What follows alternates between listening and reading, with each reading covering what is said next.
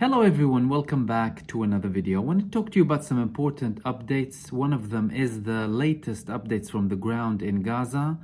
Another very important update is there was a missile launched on HAIFA yet again. And I wanted to talk about the latest update and statements from Benjamin Netanyahu. What could that potentially mean?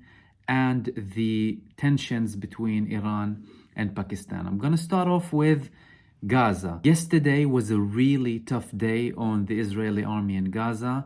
You've had multiple attacks on multiple parts, and today it continued with mortar shellings, not just inside of Gaza, but outside of it as well. We've had Al-Qassam brigades attacking a house that housed 30 Israeli soldiers who were gathering in it. We've had mortar shellings from SYRIA al-Quds, the armed wing of the PIJ, and they used 107 and Badr 1 missiles against Israel. There were also tandem attacks and Yasin 105 RPG attacks on Israeli tanks, and things are still very tense. There was an interesting report, an article published in Haaretz, saying that Israel is drowning in the tunnels of Gaza. Now, the last few days are showing that Israel has no real, genuine plans. I mean, they had no plans from the beginning of this war, but the past few days are just highlighting that they actually have no plan whatsoever, whether when it comes to the war itself, during the war, or the day after.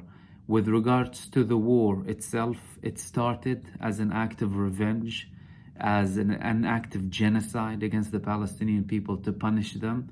They haven't affected the resistance's military capabilities. They're still doing everything they did during the initial days of the war, whether it's strategic missiles at Israel, whether it's resisting them in Gaza in multiple ways.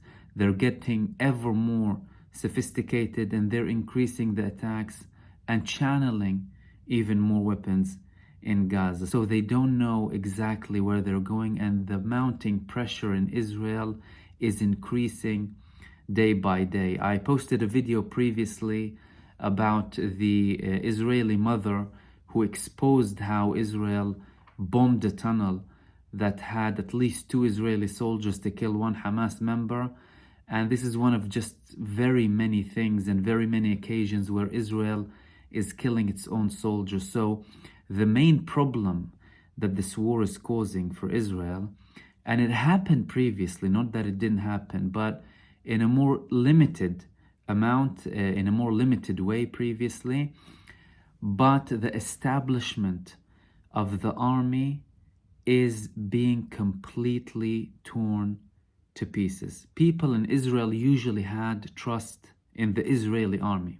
No matter which government you had, whether it was left or whether it was right, when it came to the army, when it came to wars, all of the Israeli people, most of them, were backing the Israeli army. And this war, the amount of soldiers being killed by the IDF, the negligence, the fact that the army is not actually working to rescue hostages, the fact that they're committing these atrocious attacks against the Palestinian people, innocent Palestinian people, the level of destruction that they're causing in Gaza, it's showing the Israeli population, even though we have so much censorship, that this army is not to be trusted. If you're taking decisions to kill your own soldiers to achieve some sort of political achievements in Gaza, then we're not trusting you anymore. And they see a prime minister who is so persistent in continuing this war despite all of his failures,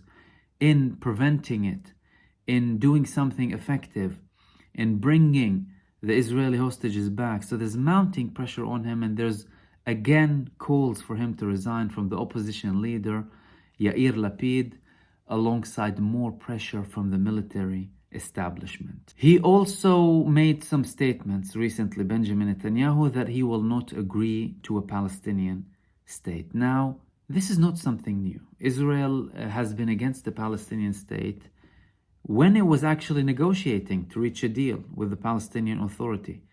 They've been dragging these negotiations for the past 30 years, and they've done nothing but expand their illegal settlements in 1967 occupied territories.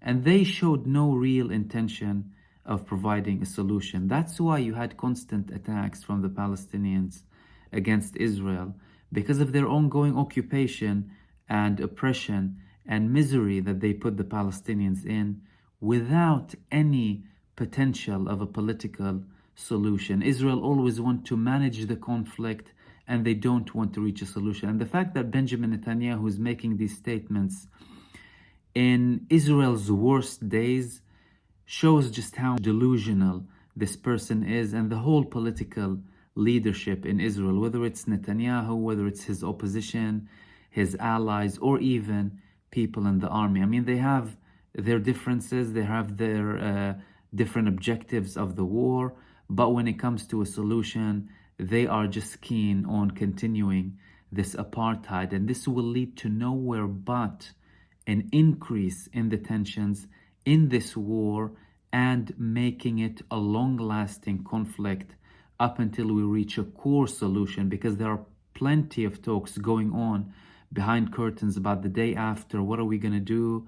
And Israel doesn't really know what it wants to do. I spoke about the differences between the government and the IDF when the IDF appointed Shaul Mufaz to be in charge of the day after in Gaza, and he was in charge of the withdrawal from Gaza in 2005 when a fight broke out and a brawl was there in the meeting, and they had to cut it, end it without reaching any conclusion. So the situation is really, really tense. The second thing, and the most important thing I want to talk about, is we've had a confirmation that there was a missile attack yet again on HAIFA. This is at least the fourth time during this war that HAIFA is being attacked. We had two confirmed landings previously. Two of them were very censored. One of them was on the northern suburbs of HAIFA, and the other one was in the oil refinery, a direct hit. And some people who worked there nearby, they confirmed that they've seen a massive blast, pieces going everywhere, and lots of smoke going out.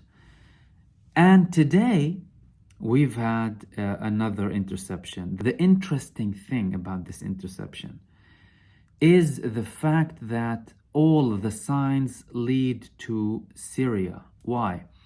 Because the missile was intercepted over an Arab Palestinian town in Israel called Tamra. Tamra is located in the northeastern part, to the northeast of HAIFA. That's not heading from Lebanon, and that's not heading from Iraq, and that's definitely not heading from the south. Now, we previously had attacks from Iraqi resistance movements on HAIFA. We had a couple of attacks during this war from Gaza, not many, in A250 missile, but this one is clearly from Syria, which again is another escalation from Syria. However, no one took responsibility, and it's another sign that it's from Syria. Why? Because most of the attacks that are carried out from Syria are not admitted by the parties who carry out the attacks, and I think it's the same method that Israel uses. They do the same thing, because when Israel attacks Syria, and they do so constantly, they don't take responsibility. So clearly, whoever it is from Syria that carried out this attack is telling Israel, okay, you don't admit that you attack us, we won't admit that we attack you. But clearly you can see from where the missile was launched based on where it was intercepted. And it doesn't have to be official Syria, it doesn't have to be the Syrian army. You have resistance movements active in Syria who are obviously allied with Syria and Iran and Hezbollah. And it could be one of the Iranian-backed movements, it could be Hezbollah operating in Syria, it could be one of the Palestinian resistance movements. But what we know for sure is no one took responsibility, but the missile did come from Syria, and this is yet another escalation and a hint to Israel that we have the northern part covered, because things are still tense with Lebanon. We still have back and forth, attacks. And this is signaling that we have you in our range. We are willing to attack you. Haifa is a very strategic place. It's a very big city, the biggest one in northern Israel. And it has many sensitive locations. We still had attacks from Yemen. They yet again attacked another American ship, and there's no signs of backing down from Ansarullah al-Houthiyyin. They clearly are not taken aback by this coalition, and they're continuing their attacks, sending a strong message to the United States, the UK, and this coalition that we will not back down, and we will continue targeting any ships no matter what the consequences are. These people are fearless, really. They have no fear when it comes to the attacks that they're carrying. And I must reiterate how shameful this stance is of the US coalition to go and try and attack the Yemenis in Yemen, a country full of poverty that was going through war for so long, that has people starving, instead of Israel and their genocide in Gaza. It's just baffling, really. And the last thing that I wanted to talk about is finally we've had an end to the escalation between Pakistan and Iran. The Pakistanis said that we resolved the matter with Iran and relations are back in full now, which is very, very good. The last thing we needed now is divisions between countries in the Middle East when this genocide is happening. This would have been a catastrophe, and clearly both sides are thankfully aware of this. Obviously, you had Iran starting an attack inside of Pakistan. They claimed that they attacked groups that were hostile to them and were carrying operations against them, and not Pakistani nationals. Pakistan was fuming, they were furious, and they retaliated with an attack in Iran, albeit on the borders. And the people that Pakistan targeted were Pakistani nationals. They weren't Iranian. So from their perspective, Pakistan, Iran attacked us, we attacked them back, but now let's get things sorted, which is very, very important. I mean, before this war happened, China brokered a deal between Saudi Arabia and Iran, which was a very strong and strategic move. The last thing we needed now is a conflict between Iran and Pakistan. And I wouldn't be surprised whatsoever if these groups are tied directly to Israel and the United States or any other Israeli allied country, or their intelligence services, because this is what they like to do. Split the countries, divide them, and cause tensions and frictions between them. Similar to how ISIS all of a sudden took responsibility for the attacks in Iran. All of a sudden they want to be active in Iran, ISIS. Imagine that. Clearly, these groups are linked to secret services that are linked to Israel and the United States. Many of them are linked to the UK as well, that are there to only cause havoc and friction in the region, to make it easier for Israel and its allies to do whatever they wish in that region. So I'm very glad that this was resolved between Pakistan and Iran, and I think this is sending a clear message to the people who wanted this division, because Israeli media were celebrating. Like, we've had a report in Yediot Ahronot that the Middle East is in flames between countries internally.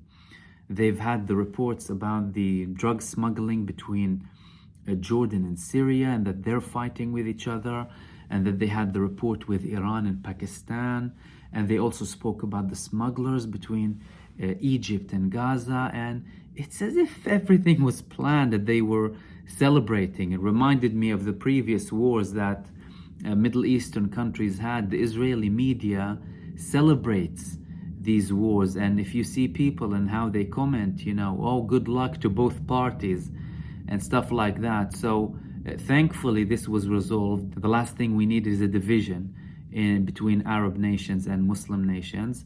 And these were the main things that I wanted to talk to you about today, and I will hopefully see you soon in the next video. Take care.